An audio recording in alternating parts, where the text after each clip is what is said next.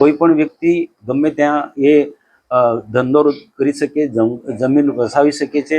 અને આ તો બંને આદિવાસી છે, ઉમરપાડાના લોકો પણ આદિવાસી છે અને સાગબારાના લોકોનો એ પણ આદિવાસી છે। અત્યાર સુધી 20 વર્ષ સુધી બંને તાલુકાઓ વચ્ચેનો સંબંધ સારો હતો, બધા પોતાના રોટી બેટી બધા વ્યવહારો છે।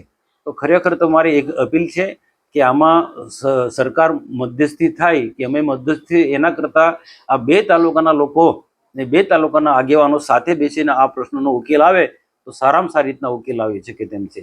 માનનીય મુખ્યમંત્રી ભૂપેન્દ્રભાઈ પટેલ સાહેબે આ આખી ઘટનાની માહિતી મેળવવા માટે ગઈકાલે મને ગાંધીનગર બોલાવ્યો।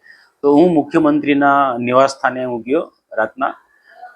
તો સાહેબ સાથે જે મીટિંગ થઈ એ મીટિંગની અંદર મેં આખી ઘટનાની વાત કરી, આપણે જે કીધું એ પ્રકારે કે 20 વર્ષથી ઉમરપાડા તાલુકાના લોકો ખેડે છે ને 20 વર્ષથી સાગબારા તાલુકાના લોકો ખેડે છે, અને આ પણ આવી ઘટનાને લઈને આ 2 વર્ષથી સાગબારાના લોકોને ફોરેસ્ટના લોકોએ ખોટા બહાના હેઠળ રોકી દીધા, બધી સ્પષ્ટ વાત કરી। પણ આખર શું છે, ફોરેસ્ટના કાયદા અટપટા છે એટલે ઝડપી નિર્ણય લઈ શકાય તેમ નથી।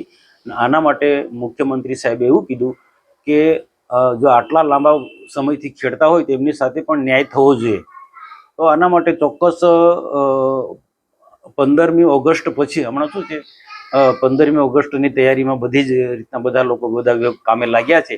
તો 15મી ઓગસ્ટ પછી એમની અનુકૂળતાએ અમને ત્યાં બોલાવશે અને આના માટે જે પણ કંઈક નિર્ણય લેવો છે, સાહેબ મુખ્યમંત્રીની સ્પષ્ટ એ છે, એક આશય સારો છે, એમની ભાવના એક સારી છે કે 20 વર્ષથી જે ખેડે છે, 20 વર્ષથી જે આદિવાસીઓ ખેડે છે 12 ગામના લોકો, તેમની સાથે ન્યાય થવો જોઈએ અને એ ચોક્કસ ન્યાયની દિશામાં એ જશે। પરંતુ સાથે સાથે એ પણ એક વાત ચર્ચાઈ કે જે ઉમરપાડા તાલુકાના જે આદિવાસીઓ છે એ ખુદ જે વિરોધ કરી રહ્યા છે એને પણ સમજવું પડે, એ પણ સમજવું પડે કે આ જે સાગબારાના આદિવાસીઓ પાસે જંગલની જમીન છોડાવશે તો ઉમરપાડાના કોઈ આદિવાસીને તો મળવાની નથી, એ જંગલ ખાતું કબજો કરવાનો છે।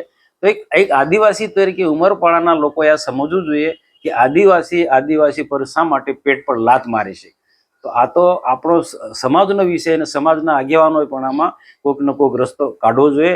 અને જે પ્રકારે સાગબારાના લોકોનો, જે ઉમરપાડાના લોકો સરખત વિરોધ કરે છે એમાં સરકારની રીતના પૂરા પ્રયત્ન કરશે, પણ સામાજિક રીતના પણ રસ્તો કાઢવા માટે માનનીય મુખ્યમંત્રીશ્રીએ અમને અપીલ કરી છે।